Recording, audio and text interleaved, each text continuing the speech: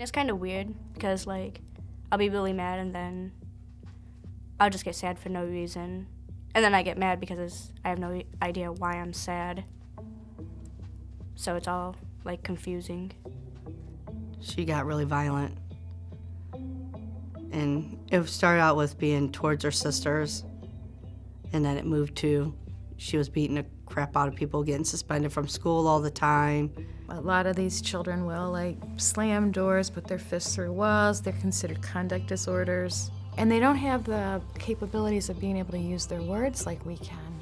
So we have to find out the piece of the puzzle. Bipolar runs in my family. My entire side of my mom and dad's side have it. Me and my brother have it. My brother was always upset or depressed about things. And then my mom was always mad.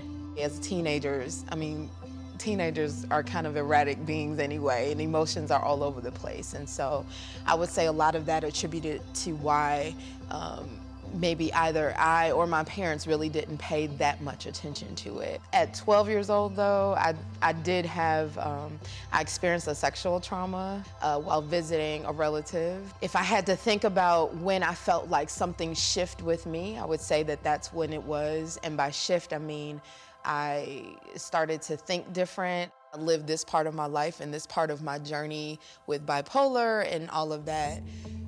It just lets me know how far back this actually tracks. I'd say my childhood was very good. We were in a big rancher on about an acre of land, and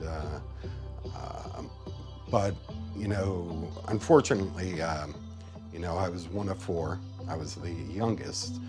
When I was 10 years old, my brother got killed in a hit-and-run accident on New Year's Eve. At the age of 10, you kind of expect and know what should happen after that. You have more of a, I think when we become adults, we tend to have baggage. When you're a child, you're like, let's love each other, let's get through this, Bipolar is interesting because when the children are manic-y or on that manic side, they tend to exhibit ADHD behaviors, right?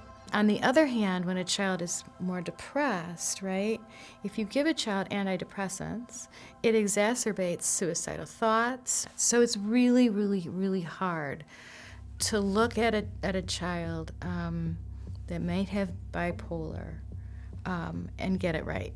I remember one of my high school English teachers telling me, your brain is always moving. You're always thinking, you're always planning something, but then you'll have 1 or 2 days where you seem like a completely different person. A little more quiet, a lot more reserved.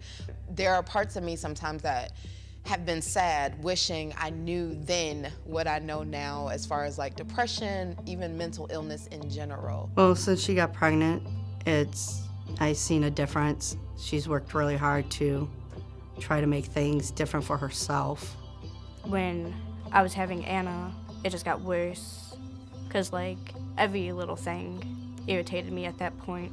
I wouldn't know how to control myself. But then it would also help because I'm not gonna hurt her. My father had Chrysler dealerships. He was a car salesman. And in the 70s, if you remember, Chrysler went down.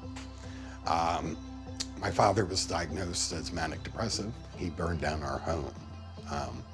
He was very sick, very depressed, and that was the end of the marriage between my mom and dad. We moved into an apartment and went through high school, I guess very bitter, very angry.